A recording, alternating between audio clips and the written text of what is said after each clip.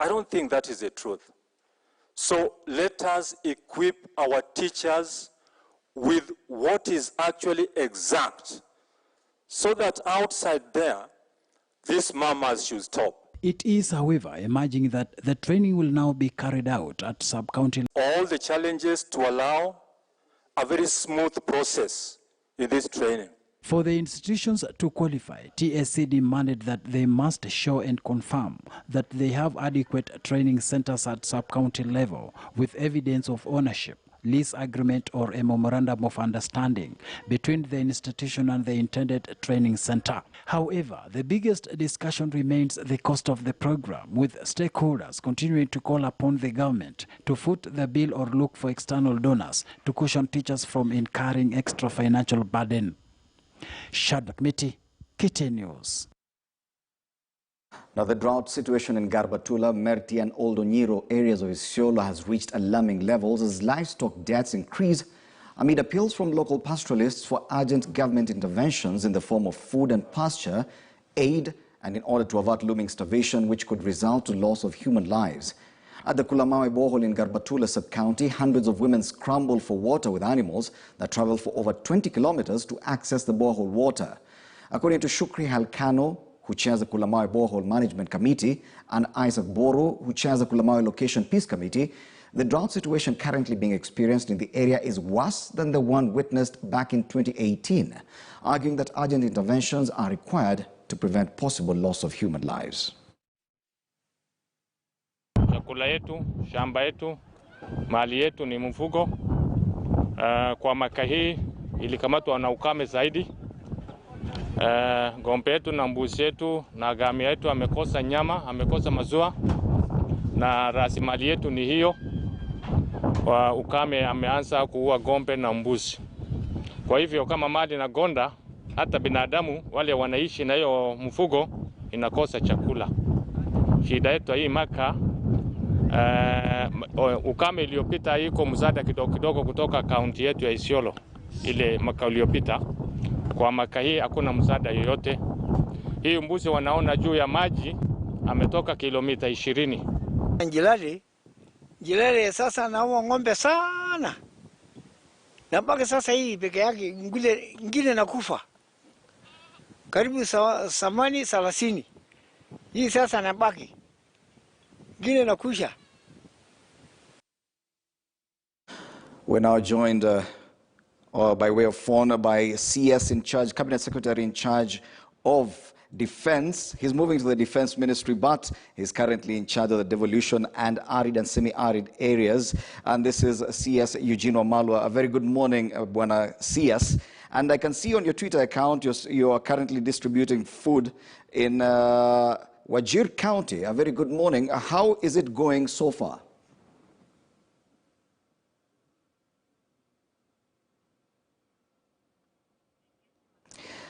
Good morning, CS Wamalwa. I can see from your Twitter handle that you are currently on a 3-day final tour of duty of arid and semi-arid counties of Kilifi County yesterday, Wajir County today, and Baringo County tomorrow, where you're trying to assist the communities there in mitigating the effects of drought. How is the situation so far?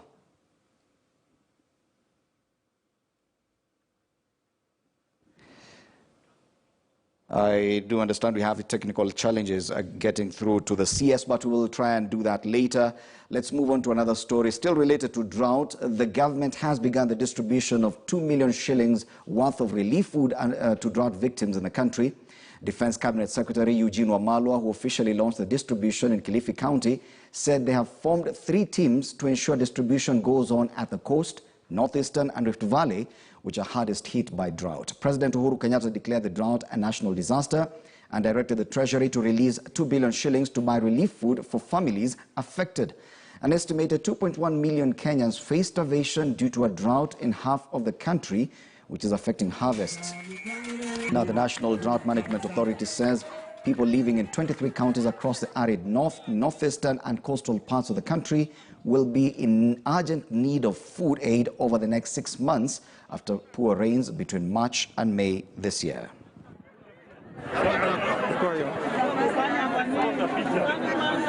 Kitu ambacho tunaomba kwa ushirikiano wa serikali yetu ya kaunti ya Kilifi na serikali ya kitaifa. Hawa wananchi ambao kwa sasa wameathirika na ukame wawezeshwe kwa kutumia ile maji ambayo ipo hapa, wapate mafuta ya kupiga zile generator ambazo wako nazo, zile pumps, ili waweze kufanya kilimo nyunyizi, na itawasaidia wawe na mapato ambayo yatawasaidia kwa wakati huu mgumu. Na tuataka leo mjue tuko hapa kuanzisha tu mambo ya distribution ya chakula. Wakati Mheshimiwa Rais ametangaza janga hili kuwa janga la kitaifa, ameamuru bilioni 2 kutolewa mara moja, tuhakikishe hakuna Mkenya anakufa kwa sababu ya njaa. Na hiyo bilioni 2 Mheshimiwa Rais ametoa, ndio tuko hapa leo kuanzisha kirasmi pwani nzima usambazaji wa chakula kwa jamii zote ambazo zimeathirika kwa ajili ya baa la njaa. Tuko pamoja? Mimi niko hapa tu kuanzisha, lakini Mheshimiwa Mung'aro atabaki hapa nanyi. Mheshimiwa Rais amesema hataki aone Mung'aro Nairobi. Mung'aro akae hakikishe chakula kimefika kila kona ya Kilifi County. And we are still hoping to get the CS on phone. We'll be doing that later on the show as we continue. That's a CS in charge of defense, but still on a final tour of duty as CS in charge of devolution and arid and semi-arid lands. Huwa mkuu zaidi. Unaweza kuzama tu kiasi fulani. Hamasisha wapigaji simu na gumzo na sikiza. Unaniambia nimalize matatizo ya Nairobi na kuuliza Kampala itangoja mpaka tufike 2030. Ndugu zangu, niangalieni vizuri.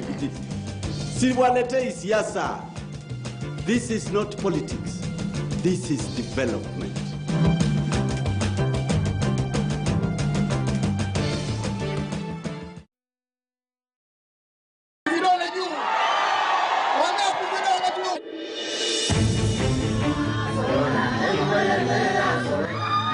Politics shapes our way of life, one way or another. A permanent injunction be and is hereby issued restraining the Independent Electoral and Boundaries Commission from undertaking any processes required under Article 257(4) and 5 in respect of the Constitution of Kenya Amendment Bill 2020. A day in politics is way too long, hence politics is a marathon.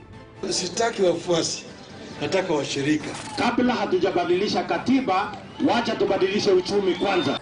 Siasa mbaya, maisha mbaya. With everything and all cards in play, who has what it takes to be bold and meticulous? This is a time for Parliament to act as Parliament, not as the two chambers.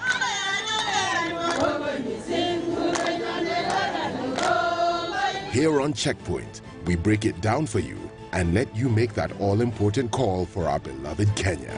Vile wananchi wanasema, hiyo ndio njia tutafuata, si ndio?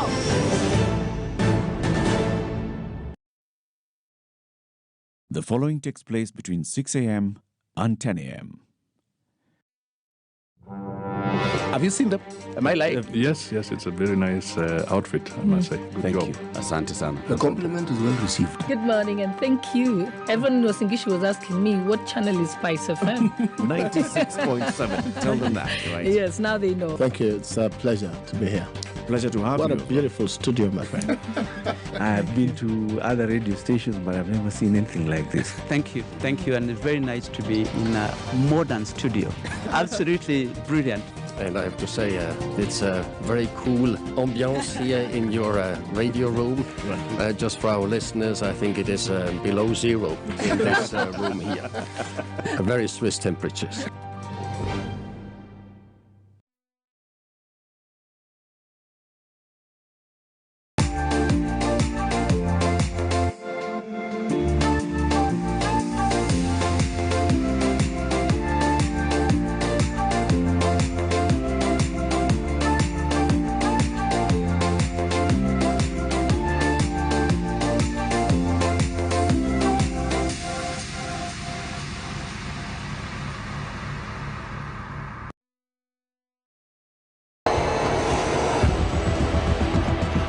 Still waters run deep, they say. But sometimes, calm faces hide turbulence in the mind. until the unthinkable happens. 5% of the people who have been admitted are suffering from depression, something that can actually be taken care of. Effective mental health are realities that we conveniently push to the periphery. Na wengine wengi katika vikundi letu waliweza kujinyonga na tukaweza kuwa tukifikiria ni kwa nini wanajua. On KTN News and The Standard, we unwrap the causes, signs and treatment gaps, community solutions, the available medical options and the policies that ought to guide the mental health journey. The unspoken endemic epidemic.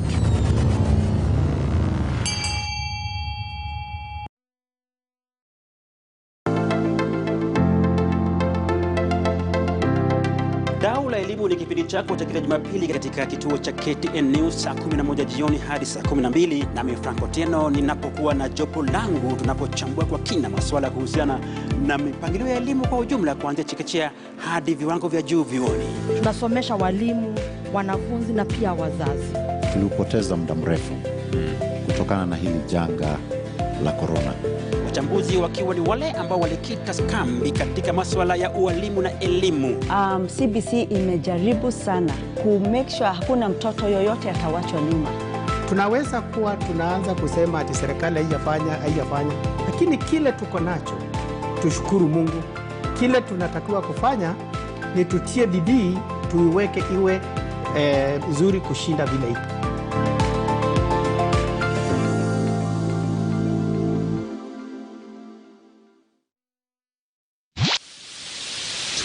Are you ready? Run the record. Are you ready for the 7th edition of the Pulse Music Video Awards 2021? This year, we are unmasking the beat. Get those nominations coming through and we will bring the art to you. Simply log in to www.standardmedia.co.ke/PMVA and submit your favorite music video from the 1st of October to the 7th of November. This year, we are bigger and better. Pulse Music Video Awards, the only way to get alive. This is KTN News.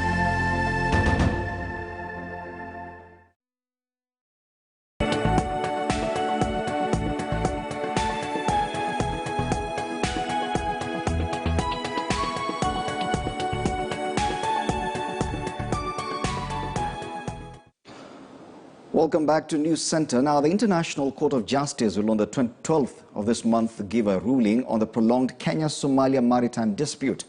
The proceedings were held orally in the absence of Kenya due to what Kenya called bias. But what are the likely scenarios in this judgment? And what does a court determination of the dispute mean to the future of the Kenya-Somalia relations? Moremi Mwangi explains.